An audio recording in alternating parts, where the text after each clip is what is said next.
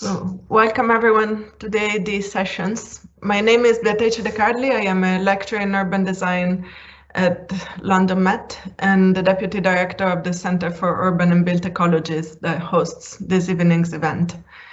The AAD sessions, as most of you will know, are a series of public conversations that bring together researchers and practitioners from our School of Art, Architecture and Design and the wider world to present their research for review amongst peers.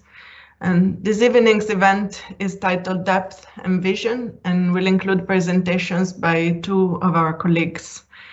Professor Nick Temple is a senior professor in architectural history at the School of Art, Architecture and Design and is the director of the Center for Urban and Built Ecologies. He will give a presentation titled Ghilberti's Way of Seeing, Appropriating the Perspective Paradigm. The presentation will examine aspects of seeing and illuminating in the writings and artistic work of Lorenzo Ghiberti, a famous artist from the 15th century in Florence. Dr. Jane Clossick will follow Professor Temple's presentation. She is a senior lecturer in architecture and urban design, also at the School of Art, Architecture and Design, where she co-leads the research group Cities. And she was for a long time the convener of this series of seminars and research events. In her presentation, Methodologies for Exploring Urban Depth, she will define the concept of urban depth and discuss why it matters in architectural and philosophical terms. She will then draw together some emerging methodological ideas on how to investigate this concept. So without keeping you further from waiting, I'll give the word to Nick. Great, thanks a lot, Beatrice. I'm just going to share my screen. Hopefully it'll work.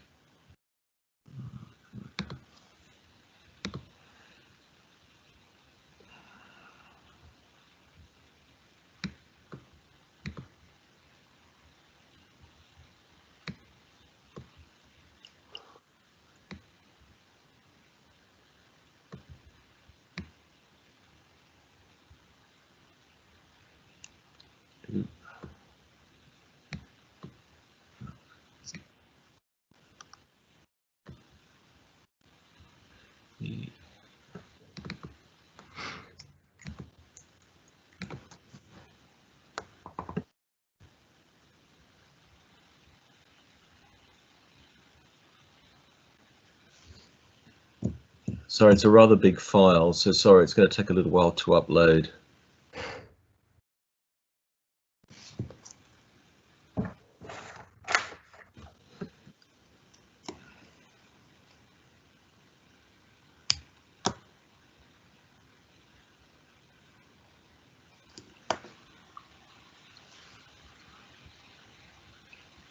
Great. Okay, I've actually changed the title a little bit, so it's kind of the same topic, but it's slightly more specific. So the title is Lorenzo Ghiberti and the Contested Views of Perspectiva in Renaissance Concepts of Space. This presentation is partly based on a paper that's shortly due to come out in publication in Florence. The publisher's Micrologos, and it's part of a British Academy funded project which I did in collaboration with a number of other people. I'm going to kind of frame the research more specifically within the overall sort of topic that we're exploring today with Jane, the concept of the relation between depth and vision.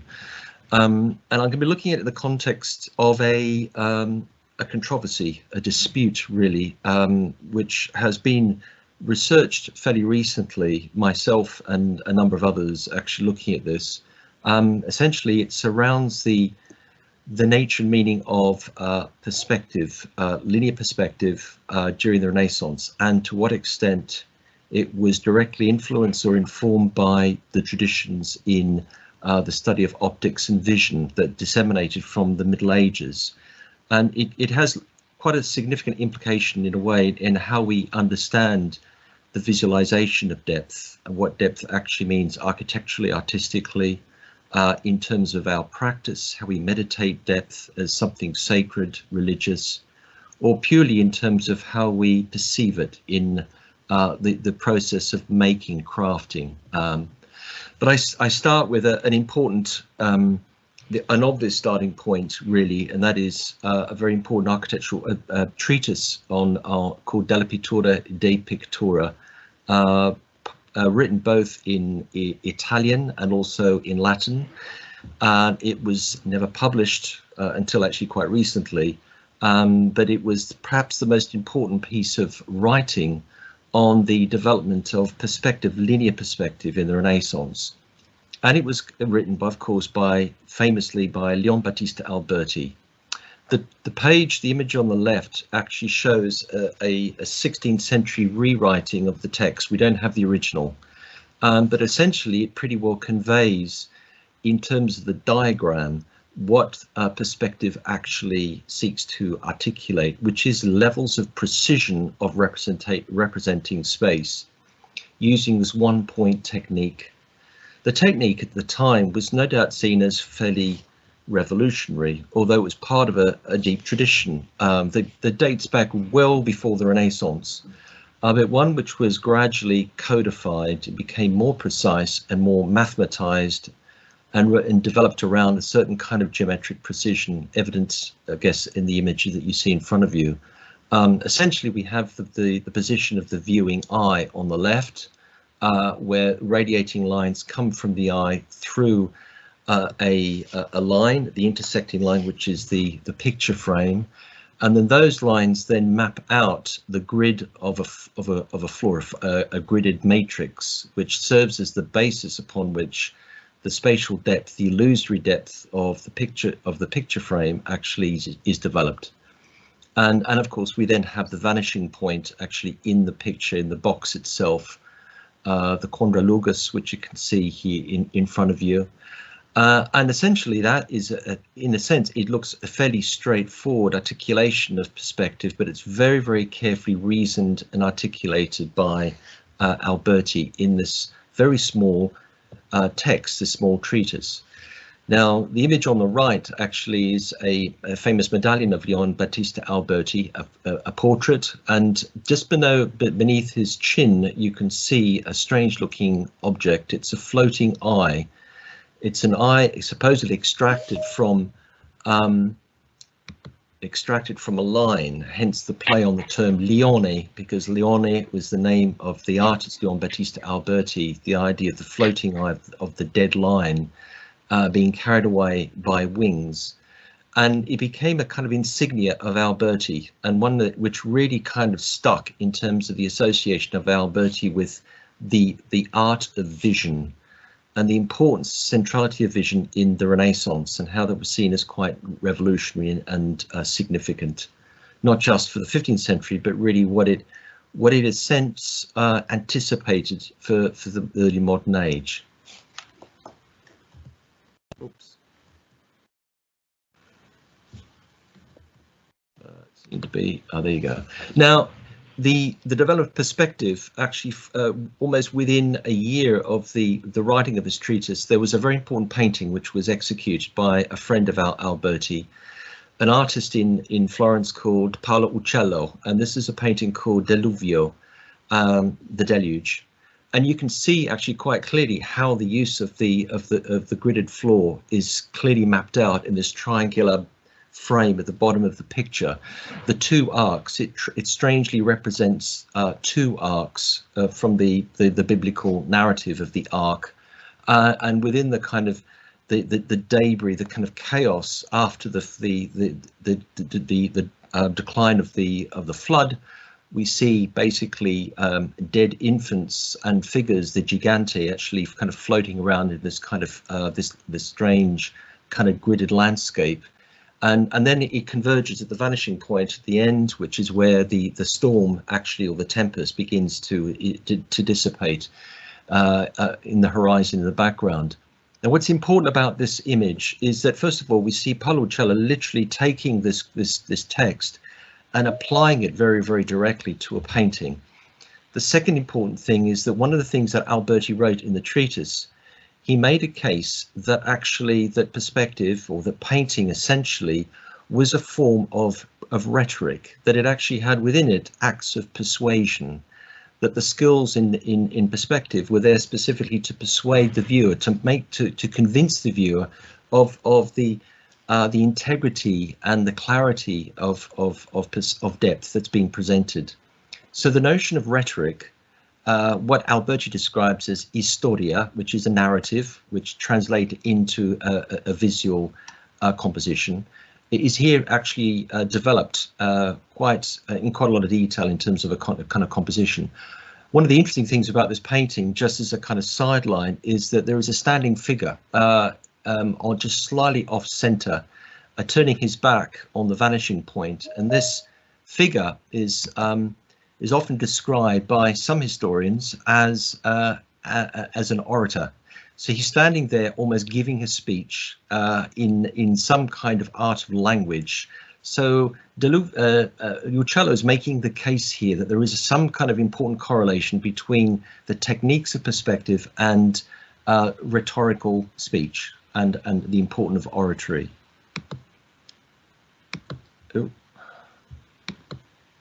Now, a very important text which came out not that long ago, published by quite a well-known German historian, Hans Belting, called Florence and Baghdad, makes a very important case about or challenging preconceptions, fairly familiar preconceptions, that the perspective was somehow seen as a singular invention that just came out of pretty well nowhere. And in a way that invention had one particular direction, and there was no kind of challenge, or there's no deviation, if you like, in the development of Albertian principles of perspective, what's called costruzione legittima. What he argues, in fact, is that there were a number of different interpretations of perspective.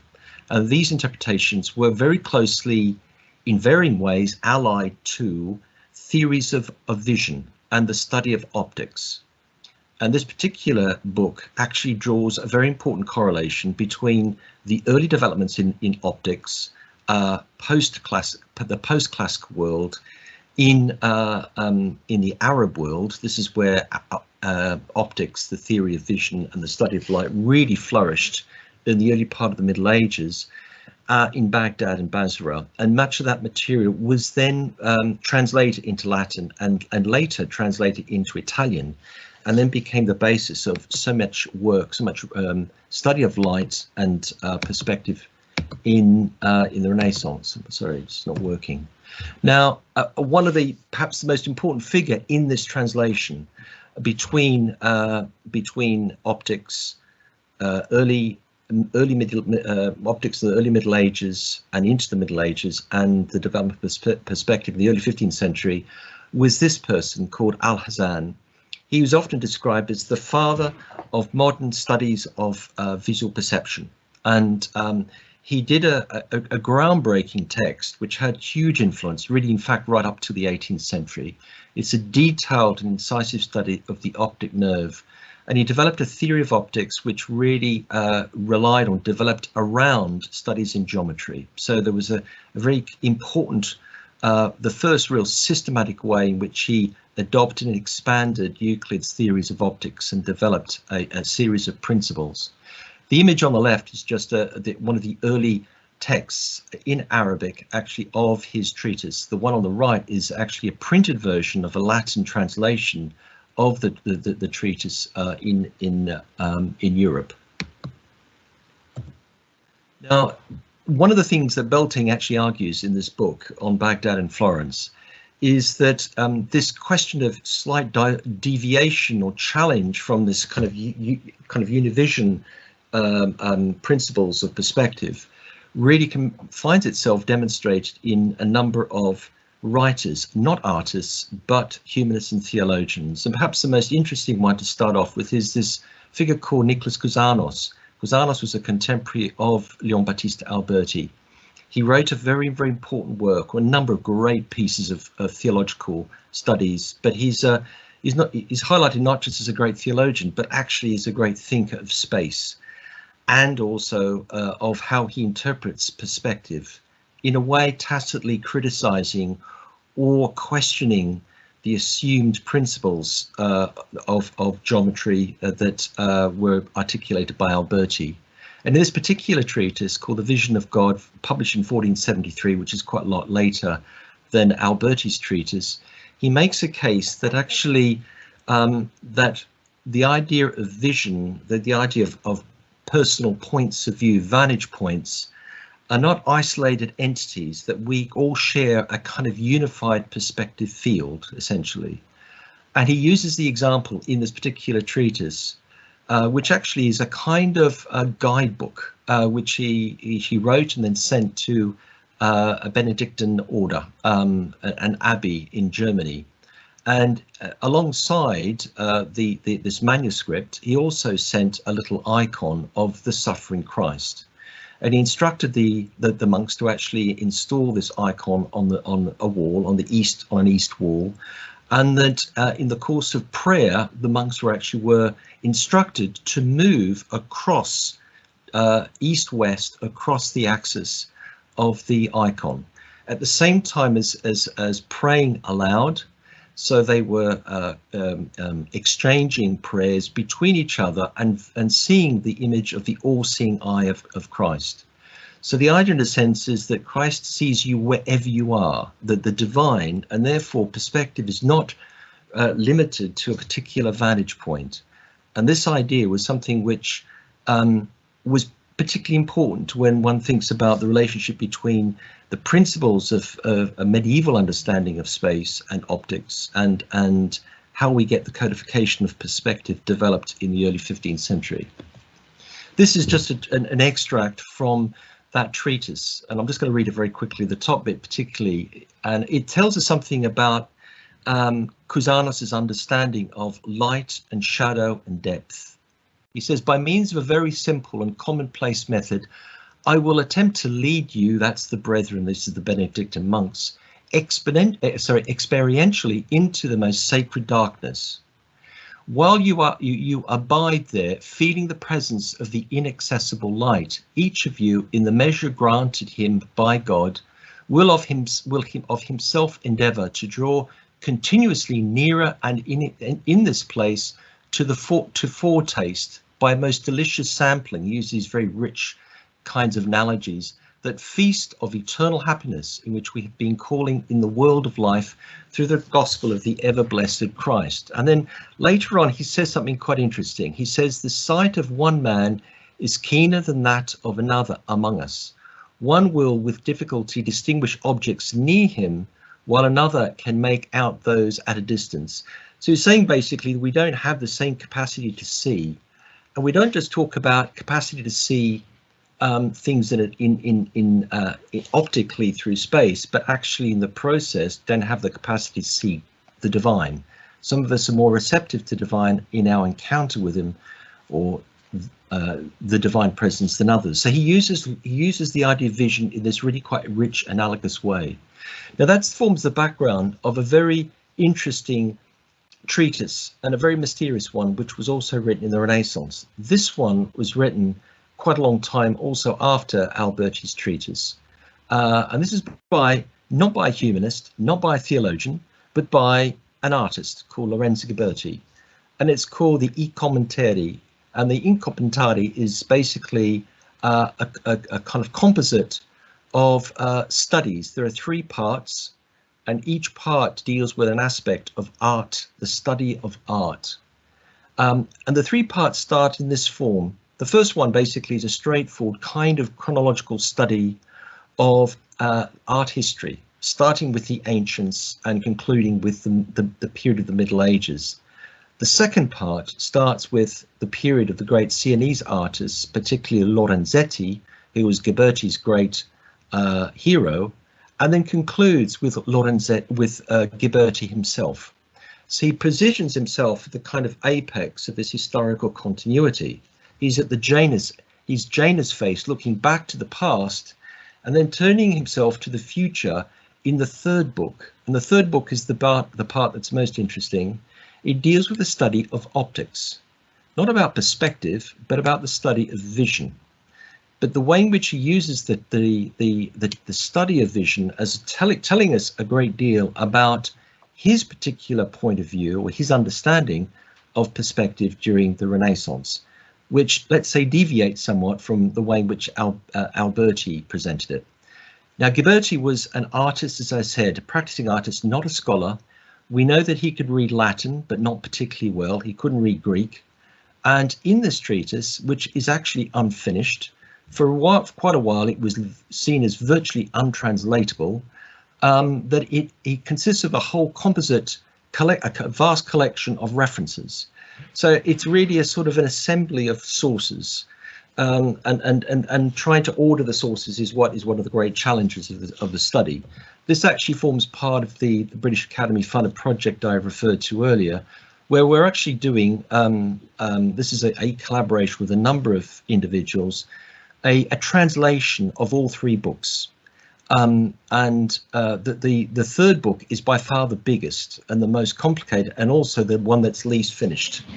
And essentially it requires transcribing the text from the handwritten version of the text, and again the handwritten version is not the original but a copy. Then we have its translation into English, and then we have the sourcing of it, because it has so many of these different sources comprising everyone from Vitruvius to Alhazen, which I referred to earlier, and also to many of the medieval scientists and optical writers. And then we have the importance that Ghibberti makes in terms of the study of light in the context of sculpture. And in the account, he makes this very interesting description. He says that in the process of discovering sculpture through different sources, and this is the idea, these are ancient sculptures uncovered, is that he makes the case that there is a direct correlation between seeing and touching. So he actually argues that vision is not something that's purely about optical observation and analysis and interpretation, but it's a sensorial, it's connected to one's body. So in this particular case, he describes the discovery of ancient sculpture unearthed in various locations. These are accounts. He describes how the sculptures actually come to light. So they're in darkness, they're buried underground. As they're uncovered, they are then illuminated. And in the process of illumination, the discoverers, the artists in this case, actually are instructed to touch the sculpture. So what you see is then qualified by what you touch. So this connection is particularly important in the context of the writings of one particular figure from the 20th century, and that is Merleau-Ponty. What we see in Ghibberti's description is essentially a kind of an anticipation in many respects of a phenomenological view of vision that was articulated many hundreds of years later by Maurice Merleau-Ponty. And this is the case that I make in my analysis. The idea in a sense that vision is accomplished pre-reflectively by the body, not reflectively by thought. And this is something which we see tacitly represented in Ghibberti. Now, I'll just jump these images here. I'm just to say that the Ghibberti was also a glassmaker, and there are a series of really interesting descriptions about his fascination in the use of light, or in the transportation or the movement of light through glass and the manufacture of glass for the Duomo, for the cathedral. But I'm just going to jump specifically to one particular work, which is his bronze doors. This is the Doors of Paradise, and I just wanted to show you something very interesting. The Gates of Paradise here, which were produced again quite a long time later, 1452, contain a series of reliefs, and these reliefs draw upon his understanding of light and of the moving body, the relationship between vision and the corporeal experience of sculpture, and the descriptions I referred to earlier about the uncovering of ancient sculpture from the dark coming into light. And this is something which is particularly interesting when we look at these sculptural forms. The reliefs, there are a number of different reliefs are from the Old Testament. This is the second bronze door commission that he received, destined for the north portal of the baptistry, but then moved to the east portal.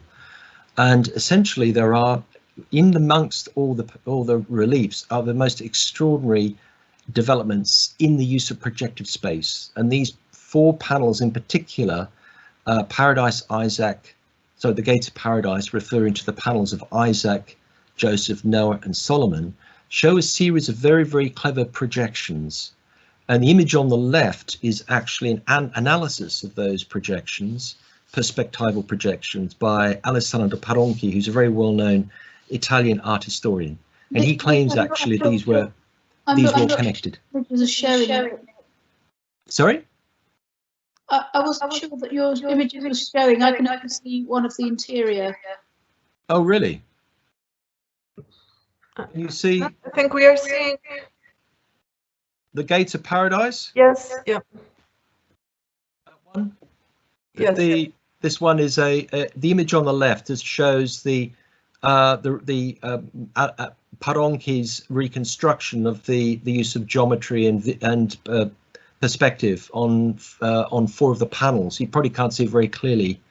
And the image on the right is just an application of what he argues is the idea of that the panels were designed so that they were intended to be seen in motion, essentially. So these were not fixed panels, but it was a tapestry of panels, some perspectively constructed, others using a kind of medieval tradition of hierarchy through the depth of the panel.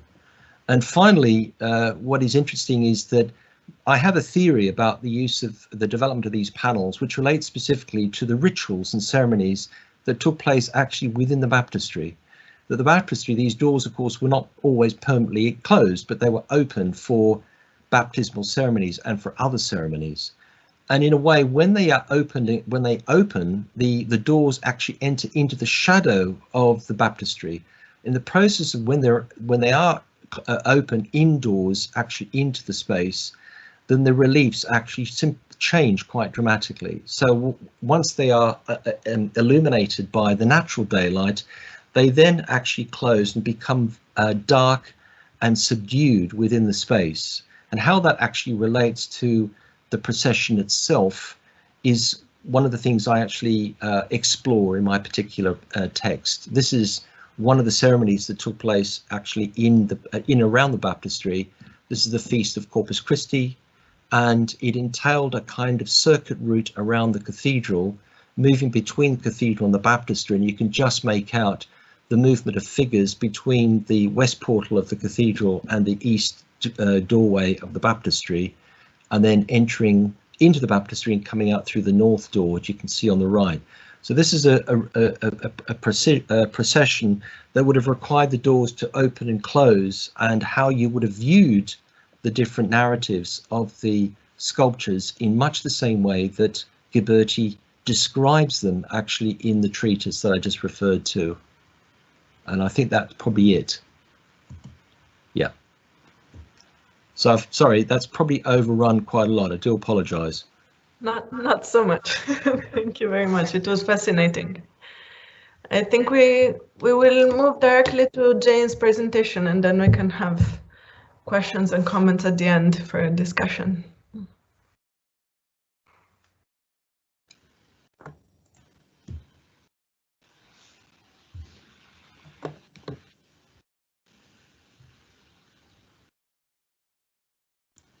There we go. Is that sharing? Yes. Yep. Great. Thanks, Nick. That was extremely interesting. I'm really looking forward to talking through the relationship between our 2 presentations at the end of the session. Hello, everyone, and thank you, Beatrice, for that introduction. It's really nice to be on the other end of the seminar.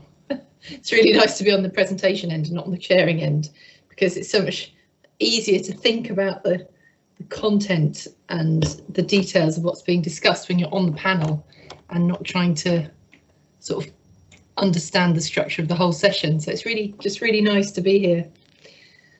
My name's Jane Clossick, and I, as Beatrice said, am Senior Lecturer in Urban Design here at London Met School of Art, Architecture and Design.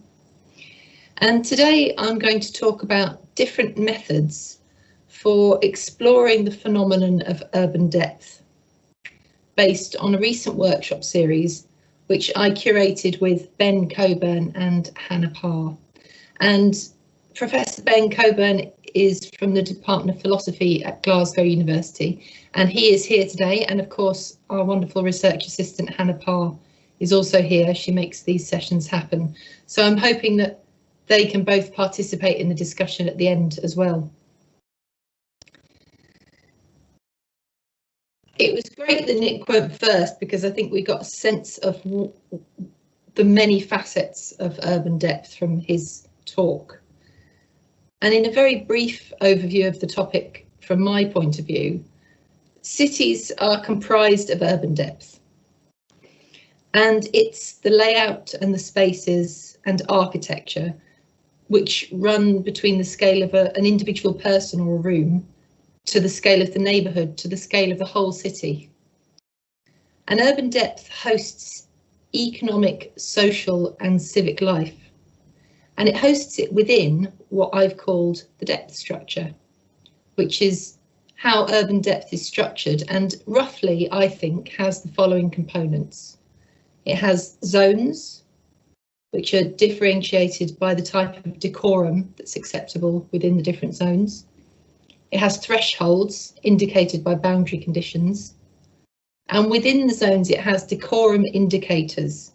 So the organisation and layout of the objects and spaces which show you what the range of acceptable behaviour is within that zone. And I just thought, Nick, that last example you showed, the gates of paradise, was a really great example of a zone, a threshold, and how it changes when you open or close those wonderful doors that you showed. And because urban depth hosts economic, social and civic life, the way it's organised and designed has the potential to shape human flourishing, and it can help or hinder our collective ethical desires for the good functioning of cities. So in January and February this year, Hannah, Ben and I ran 4 workshops on the theme of urban depth, funded by London Met.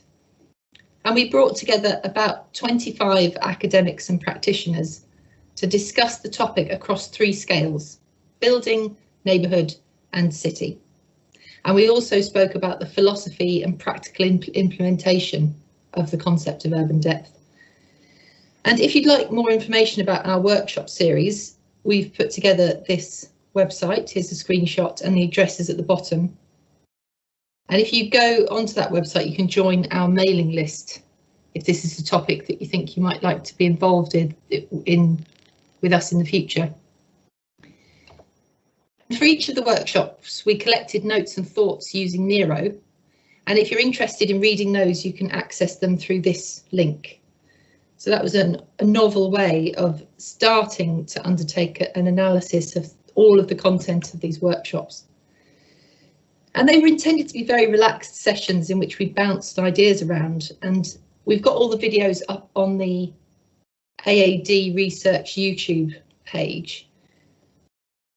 But one of the things we went into it really was with a very open idea of what we wanted from the workshops. We've got a longer term view to doing a bigger project underpinned by a methodological paper where we look at, compare and discuss all the various ways that academics and practitioners from different disciplines have looked at the phenomenon of urban depth. So this presentation is about how the presenters at the workshops looked at the topic of urban depth, and in particular how they collected data about it. And it's intended to be a very rough first draft of this output that I've described about methodology, and that it will underpin the next phases of our work. And in particular, we want to confront the core challenge of translating any findings into concrete design and to establish how they can be communicated representationally for the benefit of designers and theorists. So if a designer or policymaker or theorist is applying the principle of depth structure to an existing location in the city, we want to find out the best way that this can be conveyed, either graphically or by other means. And we also want to understand how urban depth and depth structure are best investigated, which methods are effective at uncovering their many rich layers and facets. And I think what's been great about seeing Nick's presentation is he's illustrated one method of uncovering those many layers and facets. And while I haven't answered these questions in today's presentation, I think I've opened up the lay of the land of where the answers might lie. So across the 3 workshops, we had presenters from architecture, urbanism, philosophy, neuroscience and psychology. And there were 3 ways that our presenters described how they collected data to shed light on how they understand urban depth. And I'm going to talk through those 3 different ways now.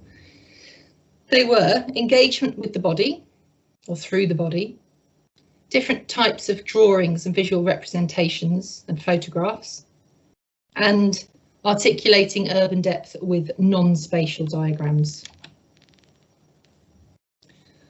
So firstly, engagement with the body, walking, talking, interviews in places, in which access embodied knowledge of urban depth.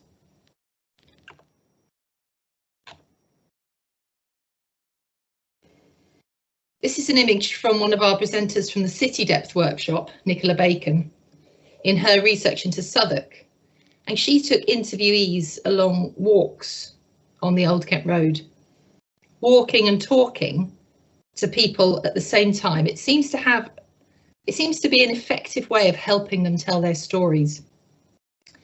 There seems to be some connection between movement of the whole body through space and the capacity people have to speak about that space.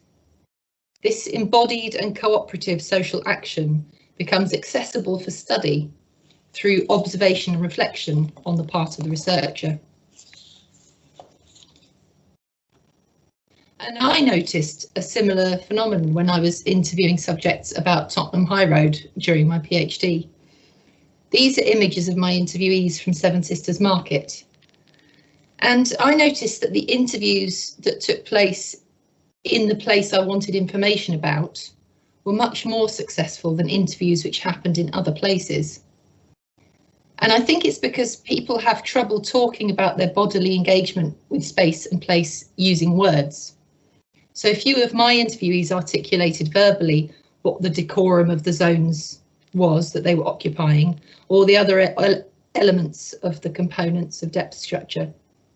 But rather they actually acted out these norms and observed the thresholds and adhered to the rules in and around the interviews that we conducted. So people seem to understand and share the depth structure and adeptly use it to navigate social life in public places, yet without articulating it verbally. Because depth structures come into being in the space between embodied knowledge in people and are encoded in architecture, people attend to them in articulated consciousness very little. And it's logical that by being in a space together, the embodied knowledge held inside people would become more accessible to the researcher. And the second mode of methodological engagement with urban depth was through visual representations, different types of drawings, sketches and photographs in 2 dimensions. And as I was creating this presentation, I thought to myself, no one's used models, and I've never used models, and perhaps models would be an interesting way of engaging with urban depth also. Well, in fact, I'm absolutely certain that they would be. So this is the architects who used the drawings to capture depth. Sorry, it was generally architects who used drawings to capture depth. And the types of drawings included plans, 3-dimensional projections, and other disciplines also use drawings, but architects do have a very specific way of engaging visually. And as Steiner and Sternberg point out in their introduction to Phenomenologies of the City, architects use their practical and imaginative spatial sense to uncover the nuances of the constitutive cultural role of architecture in all of its embodying dimensions. This slide shows a drawing of Liverpool 1 by David Littlefield, and he's looking at the invisible property boundaries. Analysis through drawings and photographs can make explicit the information that's encrypted in the built environment and expose the information that's usually encoded in architecture or embodied in people. Empirical data and observations can be recorded on drawings, and analysis can be carried out and communicated through them. This is a drawing by Paula Cawthorne, and she's combined drawings and photographs. And I think it's an example of the way in which encounter with the setting, which you encounter it in a very particular way, making a drawing, it gives access to the embodied and encoded information which is otherwise inaccessible to consciousness. The embodied information is cited in the researcher and in the other people around, and the encoded information is in the architecture, and drawings allow access to that knowledge in a number of different ways. The first thing is that in making a drawing, you encounter the social and architectural structures by measuring and looking. Whilst you're there in the setting, it requires bodily, social and spatial engagement with the objects of study. And second, drawings are slow to make. And so this embodied and articulated engagement goes on for a long time. It gives you time to watch and be part of the social life. And it often draws people around into conversation. This is one of Fiona Scott's amazing drawings of the urban depth of a London high street. And I think it shows that one can't draw everything.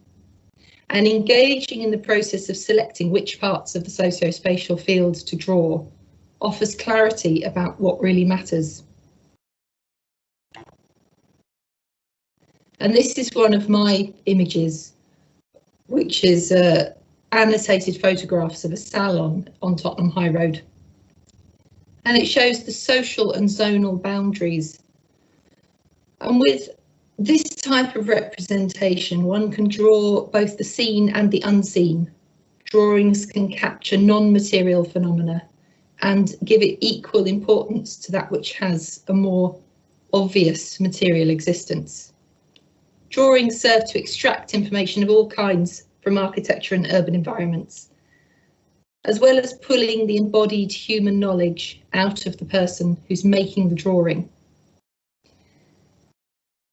And also analytically relevant relationships between these multiple overlapping sites of knowledge can be revealed through being brought together in a drawing.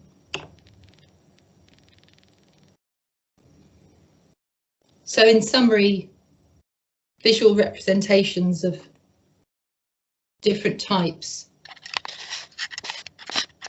have these conclusions. Social and architectural structures, to depict them requires measuring and looking, bodily, social and spatial engagement. They're slow, you have to be clear about what matters, and very significant are annotations on such drawings. And finally, non-spatial diagrams. So still drawings, but they can also represent things which are not existing in the real world as such.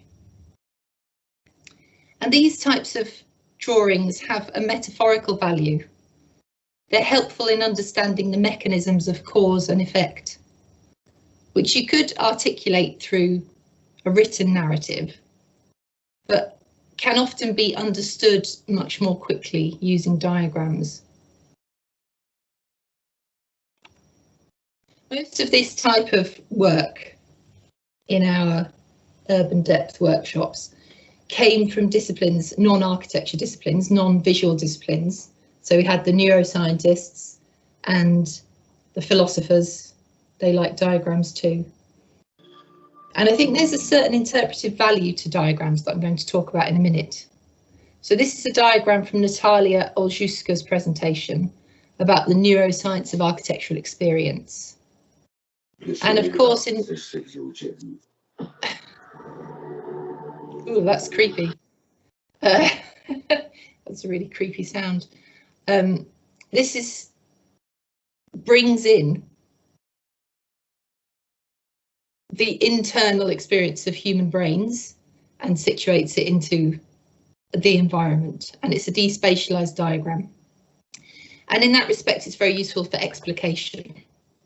And similarly, this one is from Francesca Freud from Space Syntax at UCL, about the relationship between different use types in neighborhoods.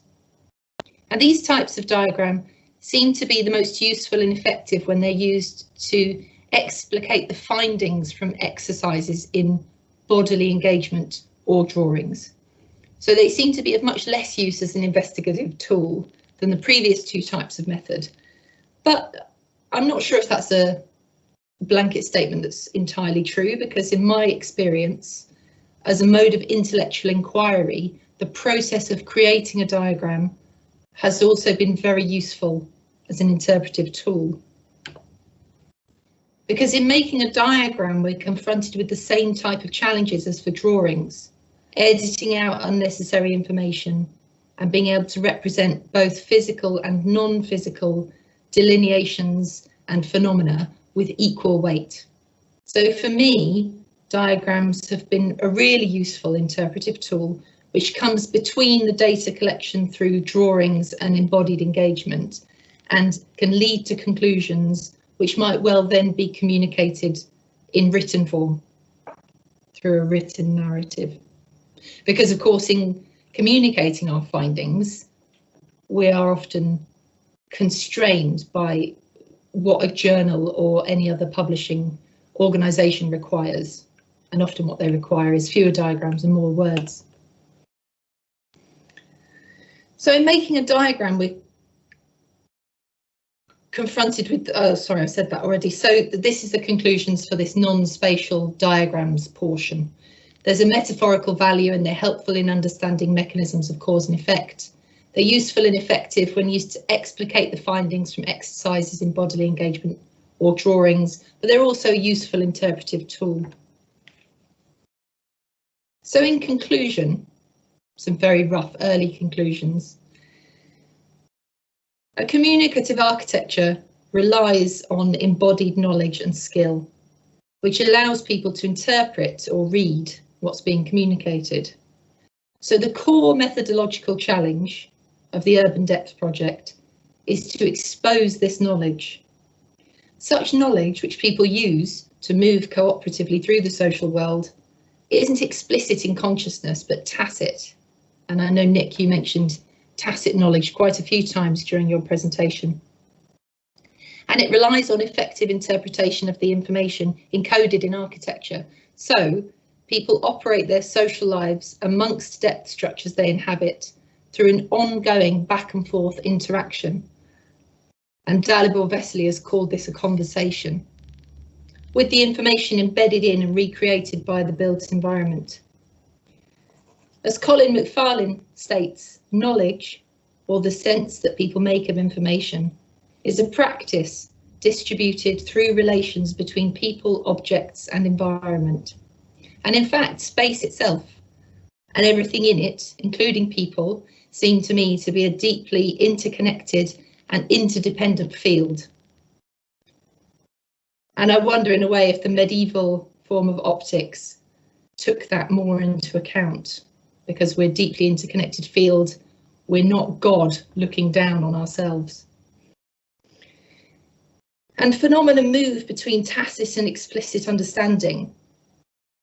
Given that the cooperative social life which characterises urban depth emerges from this wordless conversation between people and their communicative socio-spatial field, the methodological question is how to make explicit that information. So I've given you 3 ways today that you can start to access and make explicit that information. But I'd really welcome comments and discussion on this point, which could take our exploration further, because our next step is to try and undertake a big project where we work with interdisciplinary and international collaborators to do studies of urban depth in different locations, and to have this methodological underpinning is vital to take that forward. So thank you very much, everybody, for your attention, and I look forward to the conversation. Thank you very much, Jane. I think we'd now like to hear if anyone in the audience has any questions or comments.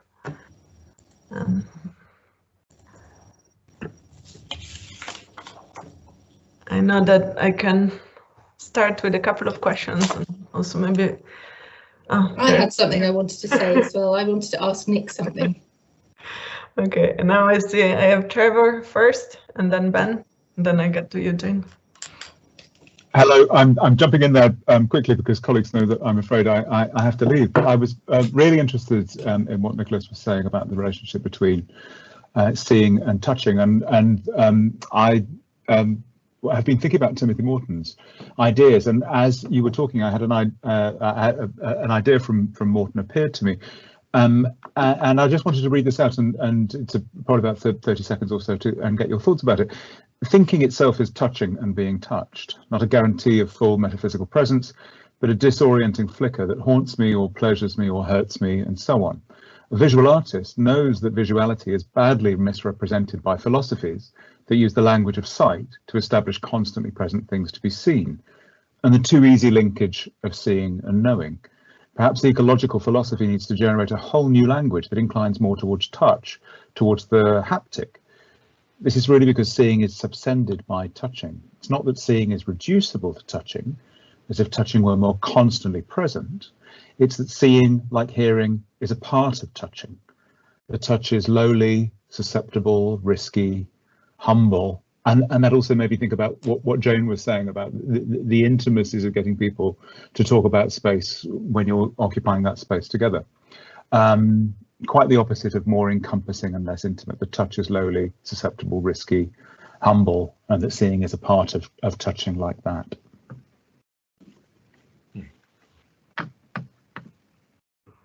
Thank you. Sorry, thank you very much. That's an interesting quote. I mean, the research that I've done, actually, I mean, in specifically the context of Ghilberti, what is interesting is that this particular treatise was very much oriented towards craftsmen, towards practitioners. It wasn't towards intellectuals, humanists, and therefore it was about kind of know-how, and it was about the process of making, fabricating, and the implicit nature of the tactile nature of what they do. So the idea of seeing and actually touching is part of the kind of craft, if you like, of artistic endeavor, and how that was, in a sense, more comfortably was received and understood, almost implicitly understood, actually, within the context of the workshop traditions of the late Middle Ages and Renaissance. Of course, when we see that in the context of the emergence of a kind of intellectual understanding of artistic work, then we do begin to recognize that this is where Alberti, and in a sense, represents a different kind of way of thinking, which is more about the intellectualization of artistic work, not necessarily about the practice of it, and the material nature and the tactile nature.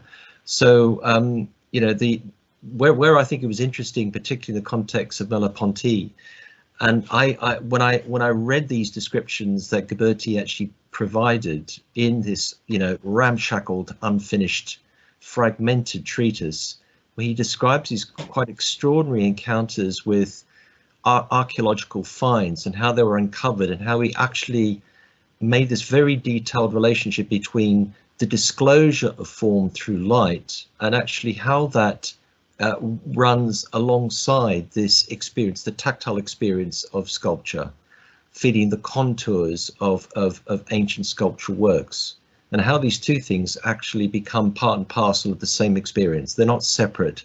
They're not separate senses, but they are actually effectively one of the same. And that's where I think his work was particularly enlightening. So thank you very much for that quote, which was, in a sense, reaffirms exactly what Ghilberti was trying to articulate in his treatise. Thank you. Yeah, Ben, next.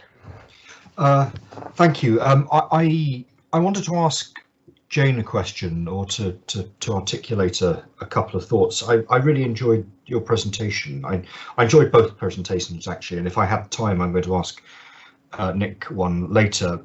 But I think that you articulated everything very lucidly as usual, Jane, and I agree with everything you said, and I wanted to extend it slightly by thinking about another research methodology that was used by some participants, which was the use of stories and narratives. So Nicola Bacon, when she was researching the Old Kent Road, took people on walks and got them to tell her stories about how they occupied those spaces. And Agostina Martire did a lot of work on people's stories about living in Belfast and what it was like to occupy the city there.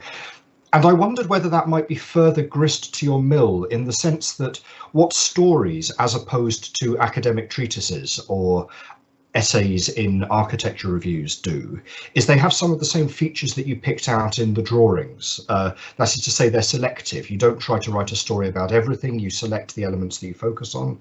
They have a kind of narrative that is driven normatively, so you tell a story in a way that is going to lead to a conclusion that makes sense of what you're talking about. And I wondered whether that might be another strand for you to explore methodologically, is thinking about the way in which kind of narrative ethnographies, but maybe even stories more broadly, fiction perhaps, might be another way of trying to shed understanding. It's not so much that what we get at is what you said at the end, sort of more explicit information about depth structure, but if what we're aiming at is understanding depth structure, including from a practical point of view, then that might be another way of getting at it. Yeah, I think that's a really interesting point. And I'm wondering, just popping into my mind, this isn't a very well-formed response, but is there something about a story that also has this quality of a perspective drawing, where it's told from a point of view that's often not the point of view that's inside the situation? And I wonder if, because one of the things that I picked out about Nicola Bacon and the Old Kent Road stories was that I used her as an example, is that those stories were told during the act of being in the place that the stories were about, rather than somebody sitting at home, say, and composing a story about their previous experiences. And I wonder if that's also a useful distinction in some way. That I think links into what Nick was saying about this. I'm absolutely fascinated by what it could have done to the human mind to suddenly realise that you can look at the world as a picture that convinces your brain that that picture is real. I mean, it's unimaginable to us to not have that. So it's so hard to pull yourself out of the world that we do inhabit, which is a world of pictures that you can look at and they look like a real thing. It's unimaginable to what the world could have been like prior to that. So yeah, I'm not sure where I was going with that, but thank you, Ben. I thought that was a really, really good point, and I think we should certainly add that in. Can I just say, I mean, in response to that, I think I'm interested, Jane, in the use of the diagram, actually, in the context of your research. In a way, looking at this idea of depth structure and on reflecting on, let's say, the kind of work that I've been doing and the importance, for example, the experience of light, the experience of dimensionality of space, the temporality of space, the changeability of it, its fickle nature in terms of what happens at various moments in time. I mean, in a sense, what I guess Merleau-Ponty talks about, this idea of the pre-reflective. You know, it's not, you're not conscious of it. It just happens, and then you think about it afterwards. And that sense of that momentary experience, how one begins to articulate that in a way, probably in ways that a diagram can't do. I mean, a diagram kind of strategizes it, articulates a particular way.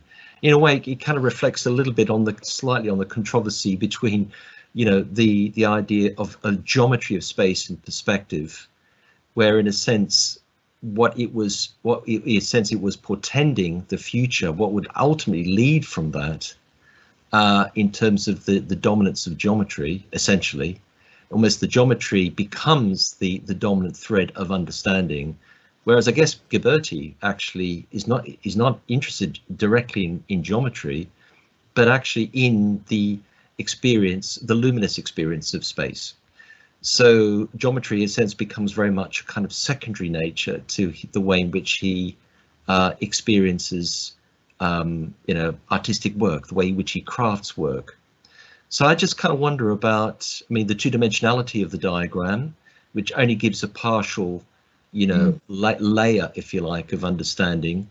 I guess this, coming back to this kind of question, and it's really difficult, there's the idea of the hybrid drawing, this question of atmosphere, become a very topical subject with many architects, Zumthor and others.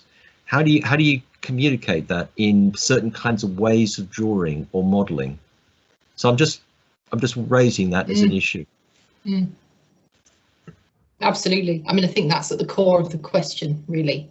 And I wonder if the part of the answer is the function that you're creating the diagram for, and what's the purpose of it, so yes, let's get some more audience interaction. I think we have Matthew next. Hi there. I think there's a lot to say. Well, I think the one thing to say is I've been looking forward to this evening. And I just, in fact, I sent Christian an email to say, where the hell are you? And he has some kind of deadline, so he's not here. But it's great. I think also I loved the title because one of my favorite films when I was a kid was Fun with Dick and Jane, and I couldn't help thinking this is Fun with Nick and Jane. So this is the best fun we have ever had. I think that as the questions have intimated, and the kind of message behind the message of what Nick was just saying, the diagram, the story, the kind of storyline that Ben was talking about, the sense of perspective with regard to Historia, as Nick was talking about it, and then the role of experience. All of these things are very much create a kind of a ground for very interesting questions around interpretation, with such with areas of understanding that fall between so many disciplines and dimensions of being human, by which I mean, for instance, the experience of vision, the experience of being in a place, and then trying to capture those elements with regard to any kind of codification. And I thought the use of the word encoding was quite interesting several times. But when we think, just to start with, well, I'm just going to focus on depth really, because I think that's where the work is very kind of current in relation to this seminar. But I think that one of the things that was interesting about the way that you presented the proposition, Jane, and obviously, I mean, I've been at the workshops, is that I keep coming back to thinking, what is it for? What are we looking at this for? And of course, the question of vision is so embedded in the understanding of depth that you've made. And I know from the beginning, I've been talking about making drawings and referring to various aspects of the work, especially trying to visualize that space between the front and the back. And so in your sort of summary, you made this proposition about the questions, number one, for design, and number two, for theory. So in relation to this question, what is it for? I was asking, well, what about for design and what about for theory? And I think that the role of speculation is important here, sort of design through speculation. But, from the design side, we have the making of places, how depth is about making places differently, but speculating also about how places could be. But then for theory, it's about analysis, but also very importantly, which goes directly to Nick's argument, for the conceptualization of understanding, but also the operation of understanding. So I'm going to stop in a moment, but just going to the next point of that, I then thought, well, so how do these diagrams function? Because you then came to talk about diagrams, and there are three aspects of that that I think are interesting, which maybe both Nick and Jane have a comeback on. The one is the work of understanding. I think the diagrams are trying to do a job with regard to understanding, and I just wanted to say here that I'm really I'm constantly reminded, and I've just been talking to a PhD student that Jane and I share, Bobby, about this with regard to the work of Rachel O'Grady. She did some amazing diagrams with regard to the work of understanding. So that's the one with regard to depth. The other one is the work of experience, obviously, which both you and Nick have talked about. And thirdly, the work of the actual being of places. And I think this is something that, you know, in your work, the work that you are doing and Ben is doing, the actual being of the place with regard to the relationship between depth and autonomy is like this mystery, but it's very fascinating. And as you and Nick know, Jane, I've been working very intensively with Hannah, in fact, on Patrick Brill's impact case study.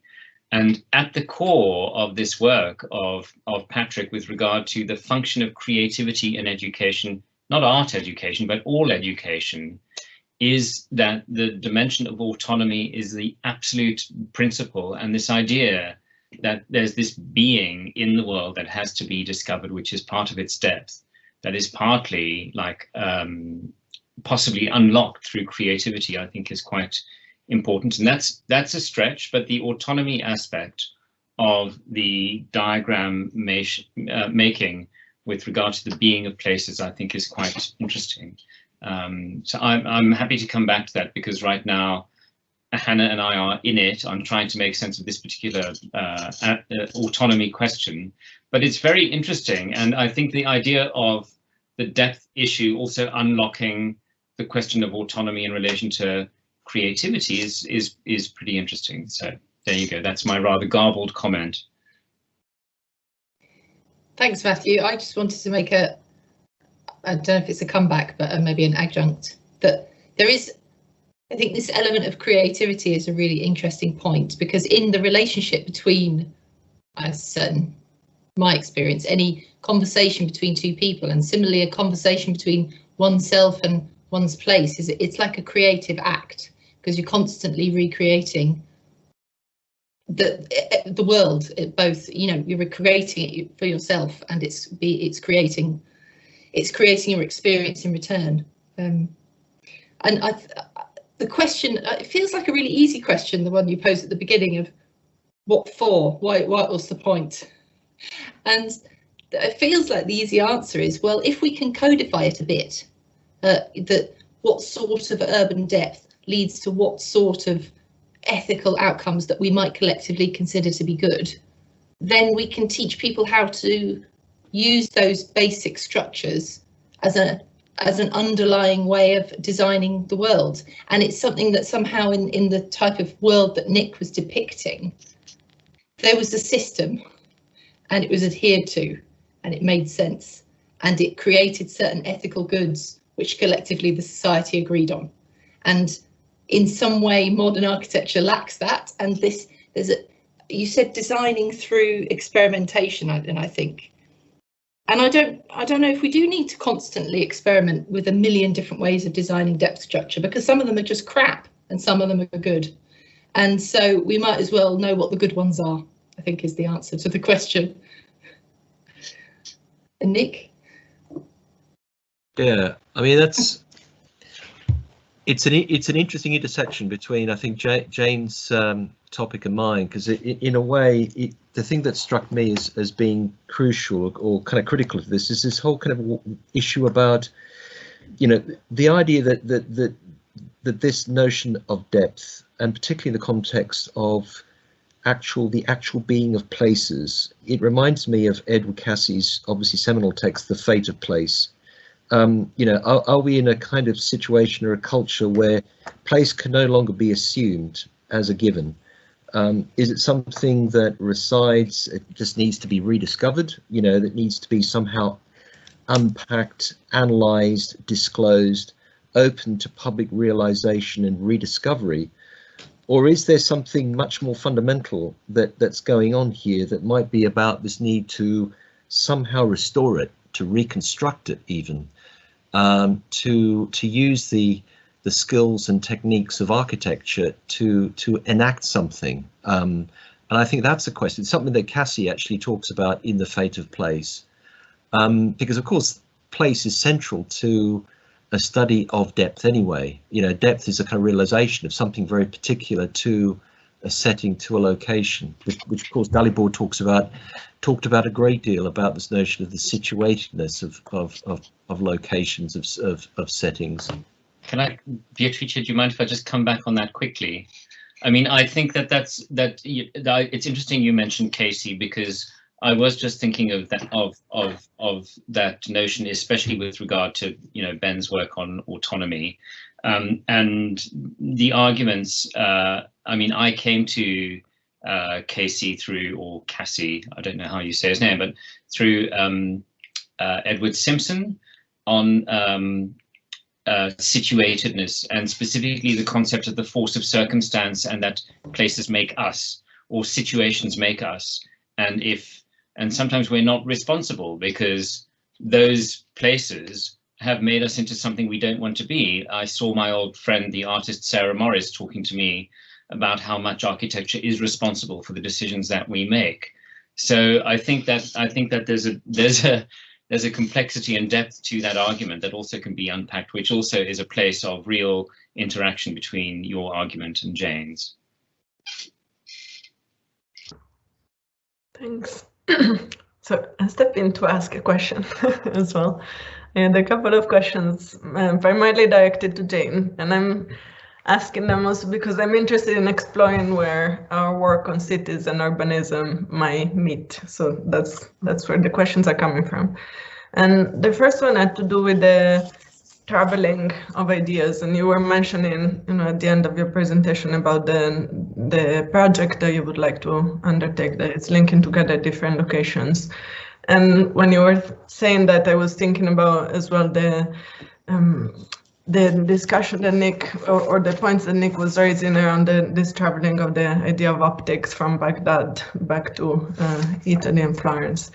And I was thinking, in relation to this idea of urban depth, how do you think the work or that concept might relate to different contexts? And what is, somehow I'd be interested in understanding what is your curiosity in wanting to test it against different contexts? Like, what do you think might happen in that meeting of an idea with places that might have very different cultural and social structures, and where some of those boundaries might play out in very different ways? And the second question is quite related, and it's related to the idea of subjectivity that you've both sort of raised in your presentations. And I was wondering if, in thinking about these methodologies with others in the workshops, you or others in those conversations have developed any ways of engaging with questions of identity and subjectivity and possibly social diversity in how you relate to this notion of depth. And I was thinking about it, thinking that somehow it strikes me that the idea of a boundary or a threshold might appear more fixed in architectural terms, might be perceived very differently, say, depending on age, gender, your physical abilities, and so forth. And so I was just wondering if how this might come into play somehow, because it strikes me that in the work that I know more about sort of embodiment and embodily ways of knowing, that's something that, as I know it, has come to me from feminist perspectives, where this idea of the body also means that if we know through our bodies, then we all know in very different ways, and sort of embodied knowledge also relates to this notion of sort of not being able to have absolute experiences. So I was just wondering how that might play out between these concepts. Yeah, cool questions. And the second thing, you've hit on something which was actually one of our, I think maybe even the first trigger in a way for this project, because Ben and I went on a walk around Glasgow, and we walked into public buildings, and we tested how we felt in different parts of them to see, you know, and it's so interesting the way that as academics we've got a bit of a pass to sort of walk in to most academic type buildings. You know, we just walked into the back regions of this building, Kelvin Hall, which has got a chunk of Glasgow University in it, and we just wandered into the empty lecture theatres and we felt perfectly at home there. And reflecting on how different people would feel in that scenario, I think that's an absolutely, you've hit on something that's fundamental because of the construction of reality that's within ourselves, and you embody the body that you have, and it relates to the world, and the world in turn relates to it in ways that are coming from the world, not just coming from inside you. So I don't really have an answer of how. We haven't yet developed ways of thinking about it in detail. The only way of thinking about it that I've articulated myself is to say that your personal characteristics absolutely dictate the type of decorum that both the situation expects of you and also that you expect to give to the situation. So it's very different. And we've all experienced this to some extent or another, but it's very different walking into a lecture theatre with a hangover, smelling of dirty hair, as opposed to having had a lovely clean wash and be wearing your smart clothes. You're immediately in a completely different space. And of course, those are things you can control, but there are loads of things about your personal identity and characteristics that are completely outside your control. And so no is the answer, but that's certainly on our menu of things to consider. We haven't got a clear way of thinking about it. And Ben, you might have something to add to that, by the way. Do you have anything you'd like to add? Only to say that this was something that was really striking in some of the other research that was presented to us at that in the workshops. I mean, David Littlefield from UWE in Bristol gave a talk about the Liverpool 1 development. And he was looking at the boundary between the kind of the public space that's actually private terrain and the real public roads. And there are boundaries there which for some people are completely permeable and basically invisible, but which are, they're like solid brick walls to the homeless people there. Because of course, on one side of it, you're protected by being in the public realm, and on the other side of it, you can be scooped up by private security and treated as though you've been, well, because you have been trespassing, basically. And so what you have there is something which I think for at least some people in that context, the boundary that almost doesn't exist for the rest of us is something which is no different to them to a physical boundary, because it speaks to their individual characteristics and identity and sort of problematic socioeconomic position. So I think that that's exactly what we want to do. We want to think about what boundaries are, and in particular, we want to think about what boundaries are given this kind of relativity that starts to come out of these types of cases. Yeah, because it becomes really important when you want to identify what are the social goods that you want to achieve. And one of the social goods that we think are important is that public spaces should be accessible to the public, for example, and that includes people of all different sorts of identity. But then the problem comes in of the researcher's own characteristics, because of course it's very hard to experience a place as anyone other than yourself. So that's one of the reasons, in fact, that crossing cultural contexts becomes so important, I think. I mean, one of the other presenters, Machiel van Dorst, described an experience of being in Indonesia for an extended period, and he would go and sit out on the street and read his book because it was nice weather. But what he hadn't realised was that in Indonesia, being on the street is an invitation for people to come and talk to you. And of course, in the Netherlands, where he's from, or in London, that's absolutely not the case. So it took him a while to realise that if he sat out with his book, he would have conversations, and then he could control that then and make a decision whether or not he wanted to have conversations or not. But I thought, just a brief answer to your first question of how might the context affect urban depth in different cultural and social structures. I've got an intuitive idea, that there's some quite fundamental structures that are applicable across cultures, even though the cultural norms are very, very different. And I'd like to test that. I'd like to see if that's the case. Is there this underlying structure that I've described of zones with decorum, even though in different cultural contexts the decorum will be completely different and the zonal boundaries will be different and the indicators of where the boundaries are will be completely different. But is there sort of, I wonder if, I suspect, and this is why it was so great having the neuroscientists on board, that there's something fundamental about the human mind, a bit like Chomsky's theory of the basic grammar of language. I suspect there's a basic grammar of space, and I'd like to see if that insight bears out by looking at different contexts. Thank you. Nick, you had a comment. Yeah, sorry.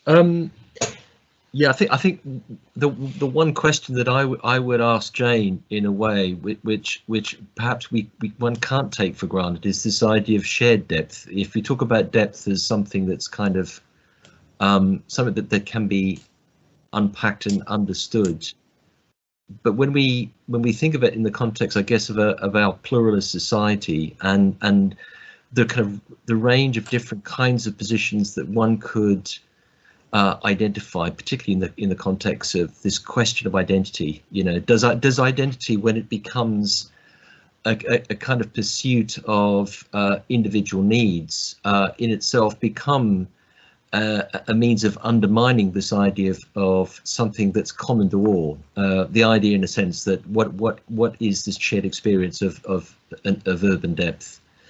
And it reminds me of a particular episode in the period that I'm looking at. In the early 15th century, there was an experiment which was done before Ghilberti did his famous treatise, and it was an experiment of Brunelleschi, and it was supposedly the first perspective experiment outside Florence Cathedral facing the baptistry. And it was simply a mirror and a panel which was contained a painting, a reconstruction of the facade of Florence Baptistry. But in fact, what it was a certification of a work that had already been executed, essentially using this technique of a mirror. But it seems that the actual event itself was a public event. And the idea, in a sense, is that we have here an assembly of people, probably cardinals and artists, fascinated by this new discovery perspective that's being presented. But in order to understand it, you each had to take it in turns to stand behind the panel and to look through the hole in order to look via the mirror to look at the image. So in other words, this idea of the public experience of perspective is somehow subjected to private experience, private observation. And here lies the question, because in a way it kind of defines this real issue about the relationship between, I guess, this idea of the scopic regime. You take this idea of individual points of view to the absolute extreme, where they become themselves autonomous, they become themselves independent. And this idea of what lies as the public realm, what is the kind of common experience that we can all share at a moment in time, in the way that Cuzanos described in his vision of God. You know, priests basically looking at this icon and experiencing it in the same way or in a shared way, and a form of acknowledgement. And that is the problem, I guess, when we think of the challenges, if you like, of a kind of perspectively viewed world. And that's the most interesting thing, I think, from my own research. But I'm just interested in how you see that developing in your own research, Jane. I'm aware that we've got so little time, but I guess what the difference between an icon and looking through a hole at a mirror with a picture of a baptistry is that the hole is in one spot, isn't it? And you have to be yourself in that one spot to put your eye in the hole, and then you see the view. And that's a completely different type of experience to having an icon in a room, which has representational and iconic value, and it also forms a part of the room. And also it's got this huge historic layer of tradition of what the meanings are. It's not really about looking at the icon from any particular spot. And I guess I would very much want to avoid in our work the equivalent of looking at the whole with the mirror and the baptistry, because that's what I think. I mentioned that in the presentation. There is no godlike view which shows everything, and that's the point. The point is that we're always in it, and actually our intention is to understand the structure of the it and the layers of tradition that are embedded within the it, what's encoded, and the relationship between us and the it, and what that conversation looks like. And then hopefully in some way to be able to extract some of that knowledge and turn it into useful guidance of, if you want people to have egalitarian access to a space, then how should your thresholds be, or where should they be, and what should the relationship between the number of thresholds between the most public place and the most private place be? I don't know if that's, I think it's a fascinating dichotomy. I've heard so much conversation about it. Ben, did you want to say a final word on that one as well? Anything? I don't think so, especially I think you yes, we have 1 minute as well. Okay, thank you everyone for the discussion. I think there is a lot more to keep discussing in the next opportunities, but it's been a really interesting, fascinating session. Thanks, Beatrice. Unless there are any final comments, we can. Thank you very much, Beatrice. Thank you. Thanks, Jane. Take care. See you later, everyone. Okay.